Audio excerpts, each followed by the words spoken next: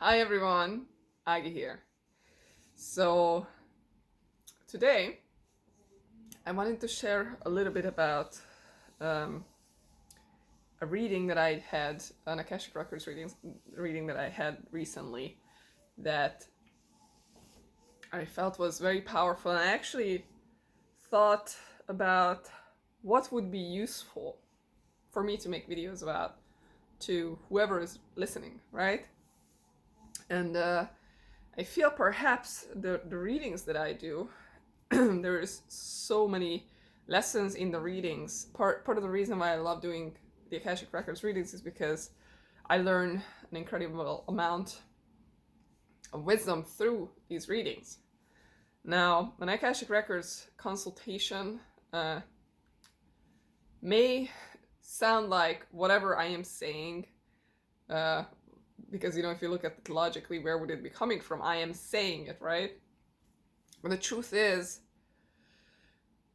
when I do a reading, and this comes with practicing intuition, practicing, I guess what you could call channeling something that is accessible to everybody. Like when you have an epiphany, when you all of a sudden have an aha moment, when you have a feeling that something just floods you, sort of like creative energy, that inspiration.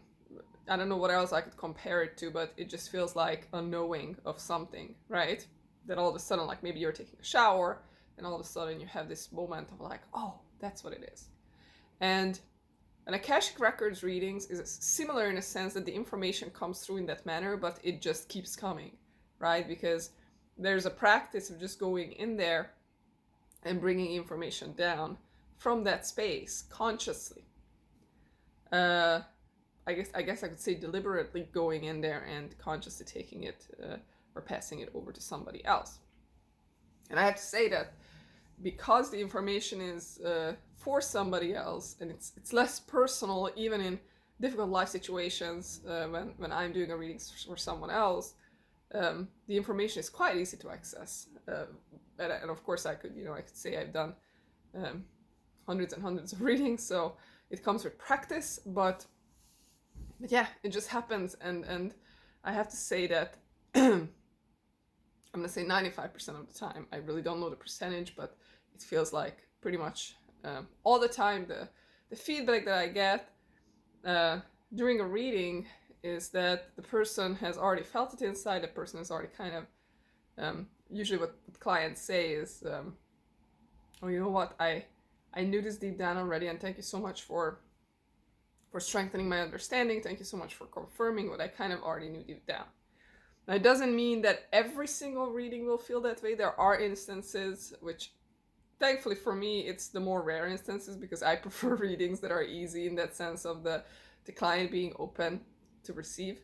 But there are some instances where the news that I have to pass down for whatever reason clash with some kind of illusion, meaning some kind of stuck belief system that isn't perhaps serving the client, and they receive something different, a potential that's even better, but the client at the time is not doesn't want to open up to that potential. It could be, for example, I'm gonna just bring up an example.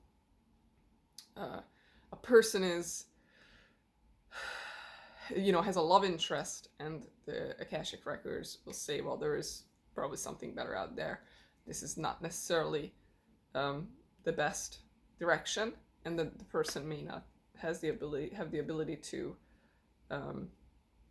let that information in. And in those cases, the reading is hard for me. I can't say I like those readings as much because I have to tell you that I have had those times in my life, and perhaps this is part of the reason why it's hard for me. And I think that is my growth of being able to just pass the information down and leave the responsibility kind of over to the person I'm reading for, and over to the Akashic Records. Like, this is just my job. I pass the information down, and from that point on, I have to just let it be and let it go, right? But because I went through those times when back in the day, I wanted to get readings, and I wasn't able to accept what I was hearing because I was not ready to let go of an illusion in my own mind. And I kept looking for a reader who would tell me what I wanted to hear. And I found that reader, and I kept getting readings just from that person. I don't know if that helped, didn't help, if it was good or bad, I'm not sure. But I was only willing to get readings from one person who told me what I wanted to hear. And I have to tell you that there were other ones that didn't tell me what I wanted to hear. And I was very resistant to that. And of course, at the end, my illusion had to dissolve because it wasn't something that was serving me. I had to go through that lesson of dissolving the illusion and accept that my life is simply having to go a different direction. Now, in my readings today, and I'm just gonna bring up a reading that I've done recently. Actually, maybe I'm gonna bring up two because I've had two readings just in the past couple of days that were not only powerful for the client but also for me. A lot of times I actually learn from readings. I feel that the readings that I do, depending on where the person is, it's interesting. I'm going to the records, and I know because I've done a lot of them, I can gauge where this person may be at their spiritual journey, meaning what dynamics are they dealing with? Are they close to being in an enlightened state most of the time, or are they closer to being in an anxious state most of the time?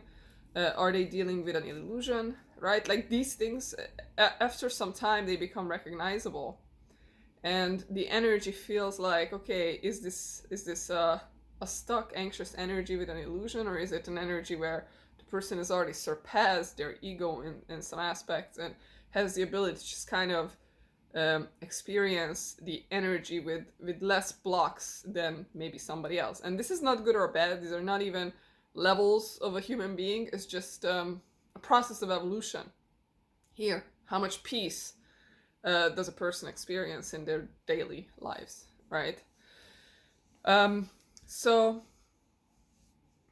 when I do readings where the person is experiencing something that I'm going into as a lesson, because I'm evolving just like everybody else on this planet. I am not perfect in any way. I have my own I have my own blocks. I have my own things that I am growing in. The learning doesn't stop. The learning doesn't really end. It doesn't how could I put this? As long as we are alive, as long as I'm alive, as Agi, life situations will arise, and feelings regarding life situations will arise. And yes, the feelings can change over time, and there could be a point where there is more peace regardless of what happens, which is essentially, I guess, the evolution, where you have the ability to have a life situation and then sort of just process it quicker, so the discomfort that, let's say the emotional discomfort that comes, lasts, it's kind of passing. It lasts much shorter because there are tools and this experience to just simply process it through. The feeling comes, and the reaction is to, let's just process this. And there's tools, there's experience, so the processing takes a short amount of time, and therefore the pain goes into liberation quicker. I would say that's how I could describe the part of that journey. But some of the advice that I have recently received and I had to pass down to others were actually very meaningful to me as well. And I felt that I was actually learning so much from these readings. And one of the readings, and of course I'm not going to go into any personal details, I'm just kind of going to make it this general. It was this point, which I could very much relate to, of after the storm, which I think a lot of us have gone through some difficult times in the past 2 years for different reasons, very different reasons.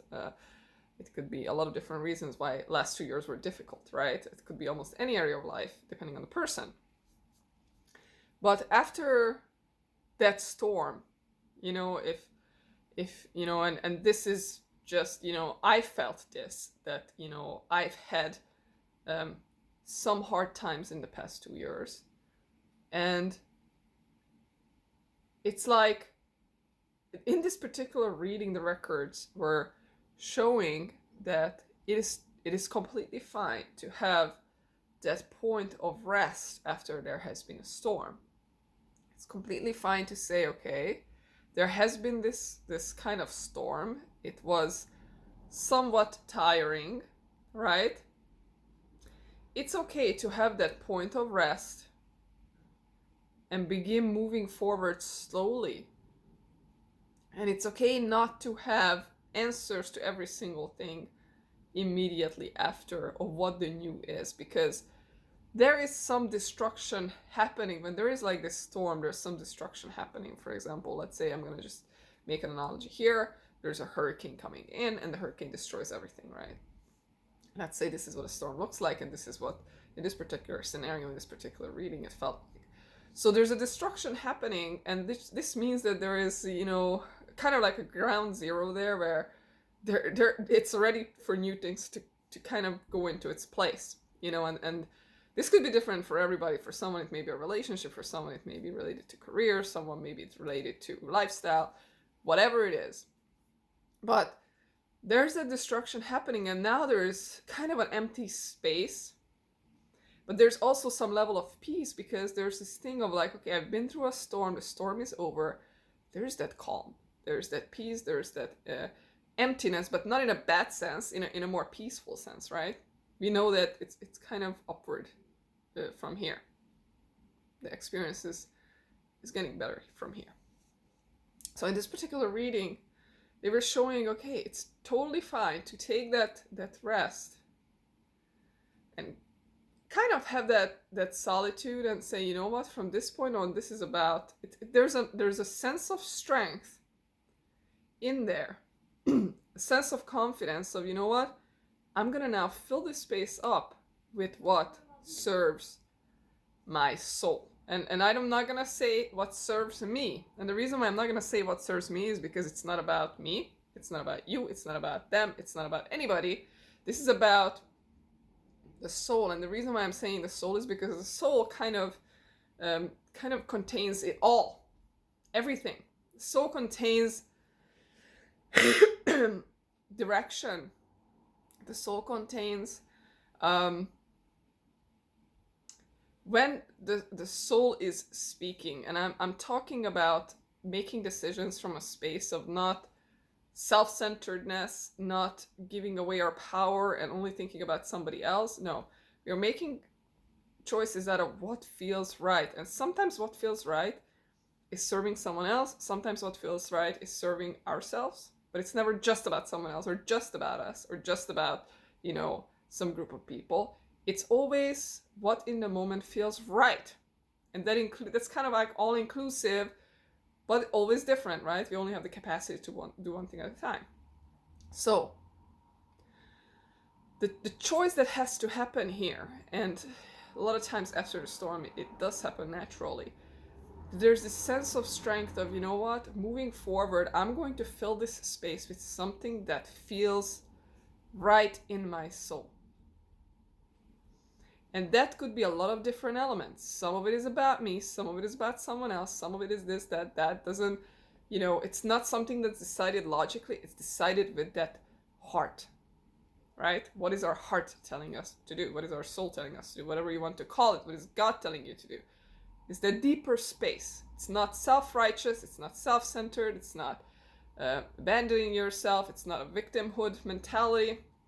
It's about what feels really, truly right, and in a sense, that feeling sparks joy inside.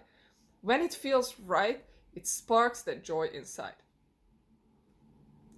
So it's fine to have that contemplation after a storm. It's fine to have that contemplation, that peace and quiet, to begin making new choices. What am I going to fill this space up with? And usually after the storm, because there is some strength associated, kind of making it out of the storm, there's courage, right? And courage is incredibly important because sometimes when our soul speaks to us, when there's that, this feels right, courage is necessary to follow, because a lot of times what comes out of the soul does not make 100% sense. So what I want to encourage you to do here is stepping into that courage, allowing yourself to say, I am courageous to move into that direction that feels right, that my soul is telling me to do, and fill this kind of empty space up with. Courage is incredibly important, so I'm encouraging you now to be courageous. And if something comes, and it keeps coming, and it keeps coming, even if you have fear, even if you feel like it's out of your comfort zone, because it feels like a leap off the edge, allow yourself to move towards it and be curious. Don't have expectation, because that's sort of the ego. And I'm gonna go into the other reading where another lesson came down that was super that I could relate to here and now. That abundance that we are looking for in a physical world, whether that be money, relationships, whatever it is, abundance means to us egoically. That abundance, when you're having expectations, try to have the expectation towards that inner space being filled with fulfillment, right? It's the feeling that we're looking for. We are looking for that feeling of being connected and fulfilled here and now in the moment, so we can 100% experience the moment as it is. I don't know if you can hear me, because there's some sirens outside. It's that fulfillment within that we are seeking. It is not necessarily the outside material stuff that is going to bring that wholeness from the inside. So, and when we speak about the law of attraction, the idea there too is to experience within the abundance, right? Having that energy, and then whatever comes to that, whatever is attracted, I'm gonna use these words, these terminologies, because that's what has been used out there, whether I relate to it or not. But in that space of wholeness, in that space of kind of acting out of what feels right, connecting with our soul, and just say, you know what, I'm going to fill this space up with what feels right from within, even if I have to be courageous, even if it's out of my comfort zone. And that in and of itself, that connection fills us with a sense of, you know what, everything is okay here and now in the moment. Just by being connected, we feel that. Allow the external world to fall into place to that. Whatever opportunity walks in, whatever is brought to you when you are in that energy, when you're going forward so authentically, in integrity, and in an alignment with what feels right from deep within. Allow the quote-unquote law of attraction, and part of the reason I guess I have some resistance to using these words is because it's been used in so many different ways, and sometimes it's misunderstood, so I don't know if I like to describe it that way. But the point of it being, when you are in that state, be curious of what comes, instead of having the expectation that I have to have this, and this, which kind of interferes with everything, and it brings the ego into the equation. Allow what comes through in that internal feelings of abundance. Allow what comes through externally, and just be curious. Be curious. And then of course you can make choices. If, let's say, you make a bunch of money, and then you can choose what you're going to buy with that money. That's perfectly fine, to kind of allow the life to be your playground, But in the internal sense, focus on your internal experience. Focus on that feeling of internal abundance, of everything is just perfect here and now if I connect, and if I keep making steps forward from that connection, from what comes to me intuitively in that space. Okay? And see how the rest of your experience kind of falls into place. See what comes to you physically as a result. Because when you move forward in that energy, you simply draw in other types of things just by the nature of who you become. Okay? If you have questions or thoughts, please comment. And I will see you next time in my next video. Take care.